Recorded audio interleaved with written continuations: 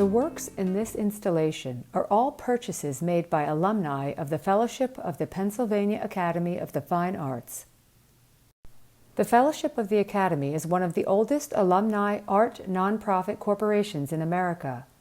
The fact that it is staffed solely by volunteers speaks of the impressive loyalty and dedication of their board, advisors, and artists.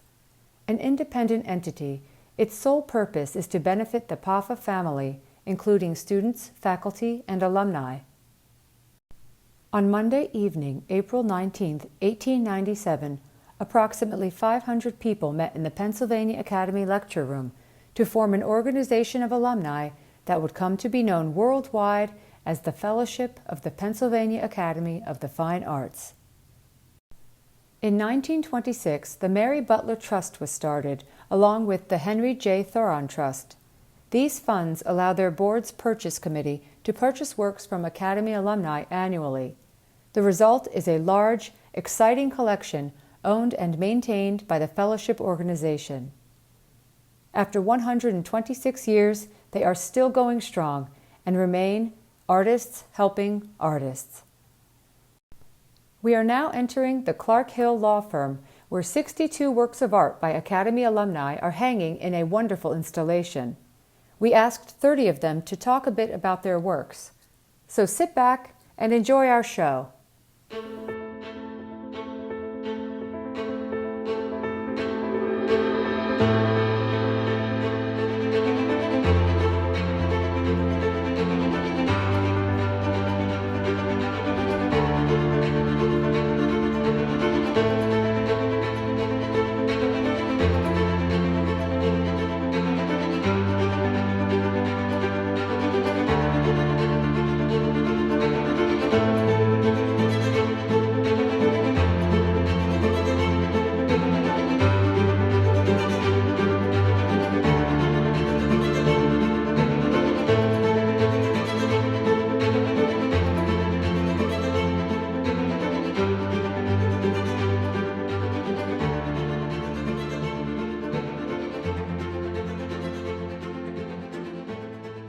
Sandra Benheim.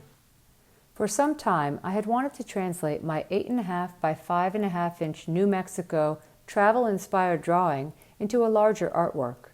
During the time of the COVID-19 confinement, I was able to focus on doing that, resulting in this 60 by 36 inch oil and pigment stick painting on canvas. David Heshmatpour. Recently, I've been making miniature landscapes with scrap electronics components and thinking about how the digital world and material reality are converging as two overlapping landscapes that we must learn how to navigate simultaneously in order to survive.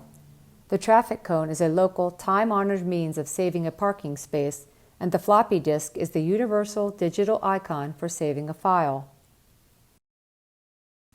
Barbara Sasson. Comcast Allium. This 60 by 48 inch oil on canvas was conceived when I walked past a 4-foot-high garden filled with hundreds of allium plants on the west side of the Philadelphia Comcast Center in Philadelphia. I stopped in my tracks to take a few phone images back to my studio to create this painting. Note the addition of the busy bee. Rebecca Siegel.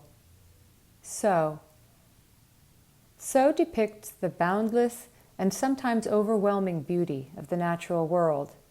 It is a gift and a joy to behold. And yet, the desire to engage further, to intentionally experience nature with all the senses, persists. To touch and handle soil, to cultivate with purpose or just for pleasure, brings a visceral grounding and a remarkable sense of connectedness. Paula Cahill. Awry.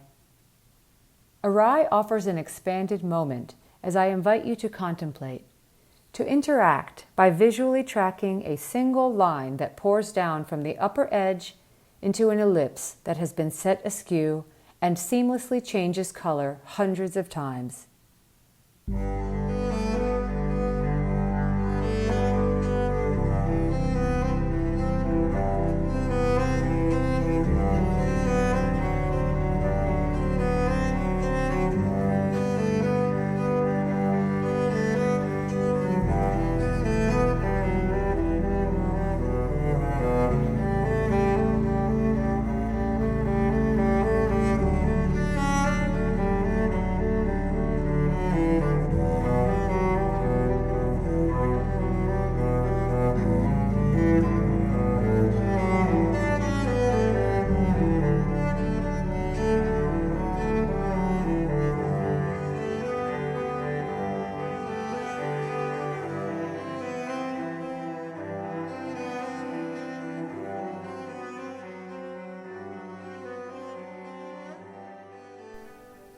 Lee Wirrell, Swimmer 2. This painting came from memories of my childhood, which I spent in the pool. I have a strong sense memory of the color blue surrounding me, along with the smell of chlorine and feeling of floating in the water, which I tried to convey through the vibrant blue color and linear movement in this piece. In this painting, I am very interested in the engagement between the obscured and clearly defined areas of the subject.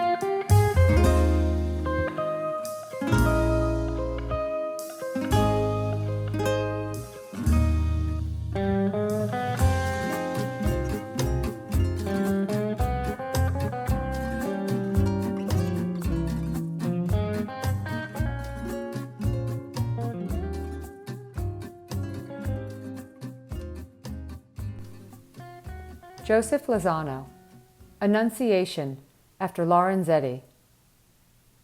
This painting began as a straightforward master copy of Lorenzetti's Annunciation.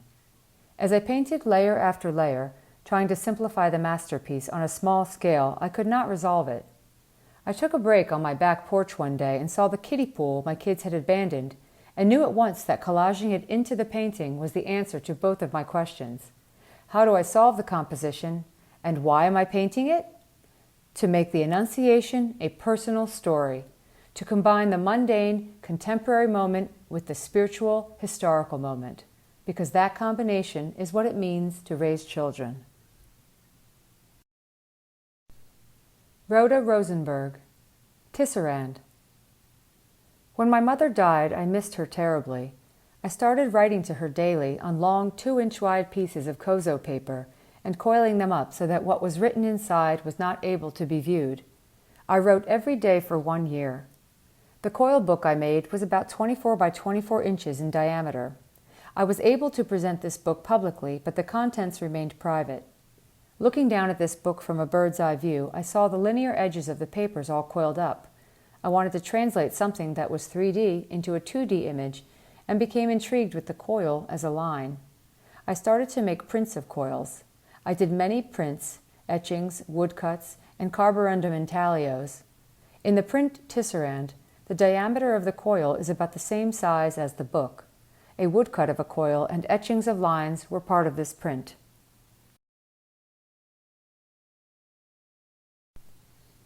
Holly Brigham, Santa Catarina's Trinity. Santa Catarina is the patron saint of the arts, and here she is demonstrating her gift in 3 art forms: the Violetta, illuminated manuscripts, and icon painting. She lived in Bologna, Italy. This painting is part of my Sacred Sisters series. There is a relic of braided hair, which is my hair as I used myself as the model. It is a watercolor with gold leaf on raised paint. Maureen Durdak, Atman 5. Atman translates from Sanskrit as the inner self or soul. In Atman 5, the soul, visualized as a golden point, is depicted in its transient emergence upon the blackness of the void. The work speaks to the endless cycling of the soul from birth to death and back again.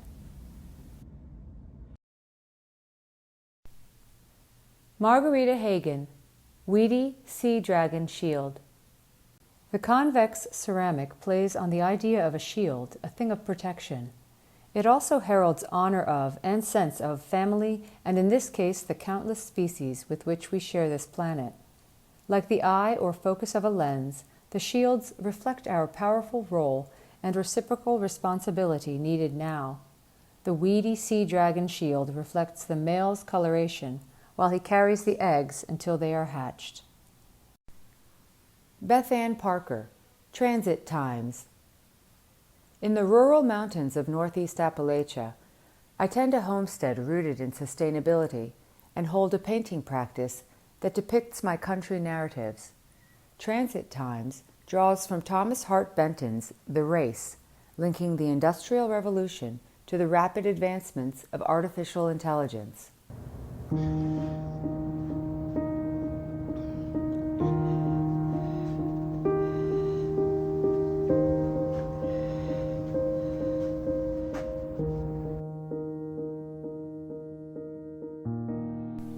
Benjamin Passion. This painting is almost cut in half.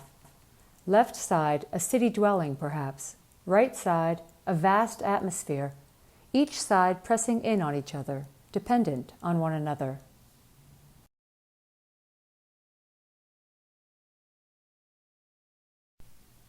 Nicole Maya-Luga. His Smile. The painting depicts my uncle and his best friend. They are both gay men and they have a very special bond. It is about intimacy and interconnectedness, being understood and seen by another. The white represents the rest of the world, assumptions and conclusions. Carla Falb. These roller coaster paintings serve as icons of our contemporary culture, reflecting the energy and complexity of our lives, as well as symbolizing our desire to escape everyday reality. Hang Time 2 is named after a roller coaster based on imagery that I captured on a helicopter ride, and it appears as a complex Mobius strip, symbolizing infinity.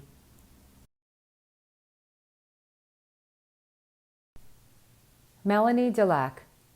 From the Ground Up. From the Ground Up is what I consider my key painting. The key essential parts of my paintings are all rooted in texture: sculpted leaves, visceral, heavy body paint, modeling paste, and more.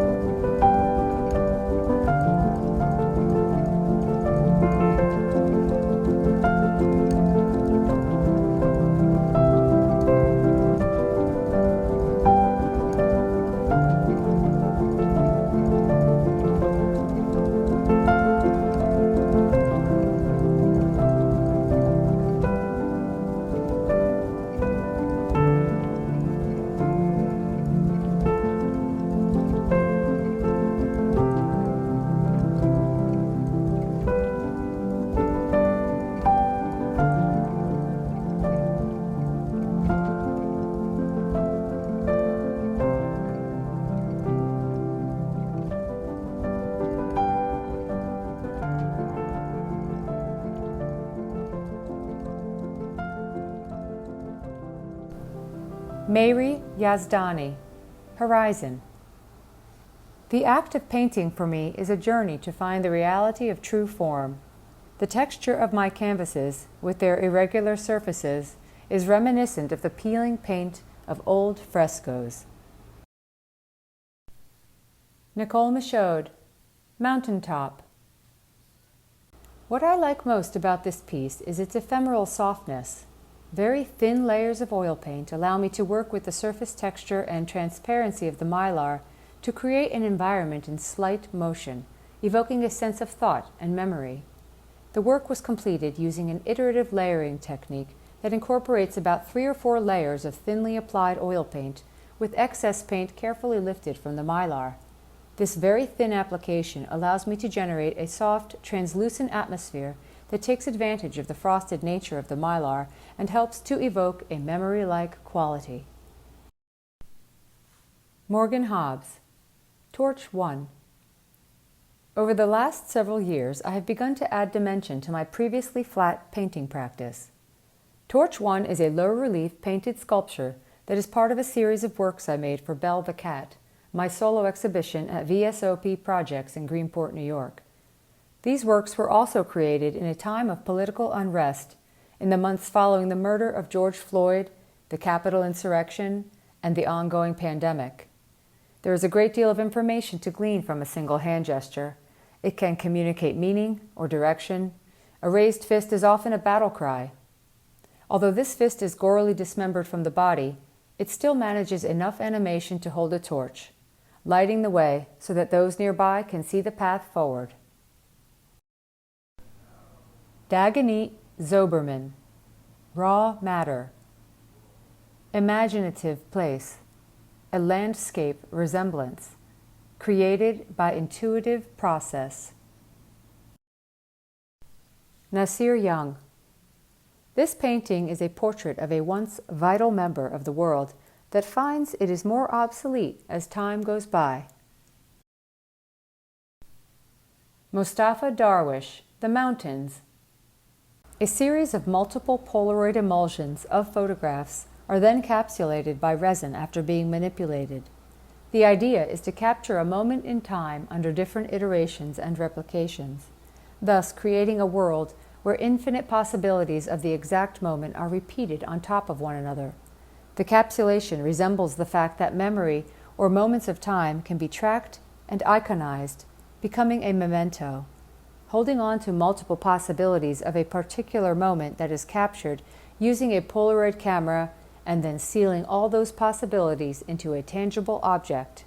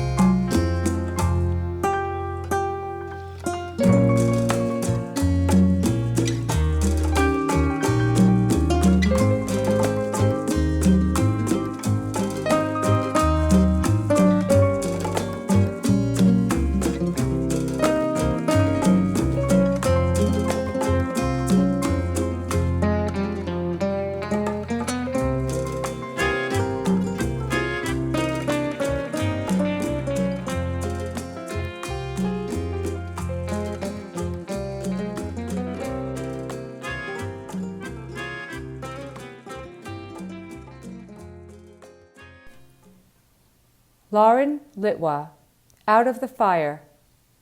My oil painting, Out of the Fire, was inspired by a dreamlike image of a woman burning herself and realizing she had to stop and free herself. So she flew away to freedom, into the cool, safe, dark night. Rachel Citrino, Dissolution of a Great Nation. It is suggested that if we're still making images after 30,000 years, when written language has only been around for 3,000, that we must need them for some enduring reason. Where that line of reasoning took me was the speculation that art, though not only art, exercises the ability of the brain to perceive and creatively adapt to new realities, which is a fundamental survival skill. Nina F. Martino, No Turning Back. I showcase architectural structures of Philadelphia that create an atmosphere of timelessness. My paintings portray historical buildings in contrast to cutting-edge skyscrapers, viewing the ordinary and striving to make an impact to illustrate the extraordinary.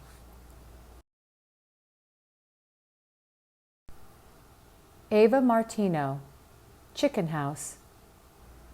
My motivation is a desire to embody and depict representations of what captures my passion for life, whether life-size figures, light and shadow in an interior, or a landscape epitomizing harmony.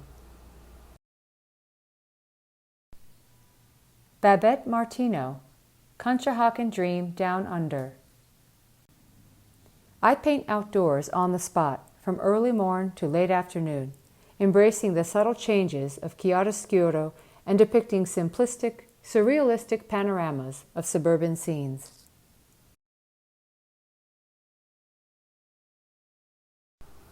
Giovanni Martino, Summer Greens in July. I paint what I see. My inspiration comes from within and is manifested through a love of nature.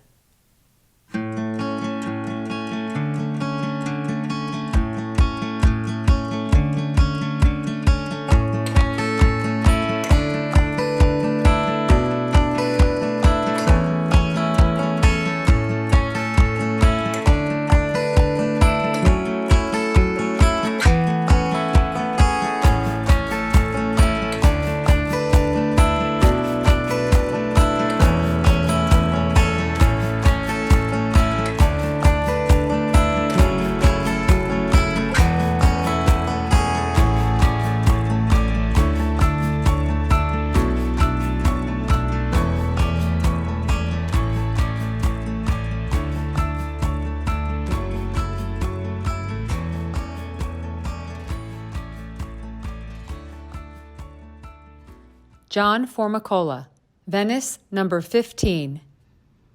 My Venice series is a compilation of visual ideas garnered from various sources. The city of Venice itself, with its light and mystery, and the numerous artists who have lived and worked there over the centuries. It is my homage to Venice, with its historic and present-day riches. Catherine Fraser, Life of the Party. I portray the quiet moments after a party, once the revelry has died down and you're left with only yourself. Confetti, piñatas, glitter, streamers, and party hats are recurrent motifs across my recent body of work. In this piece, Life of the Party, a forlorn woman sadly models an elaborate balloon animal hat.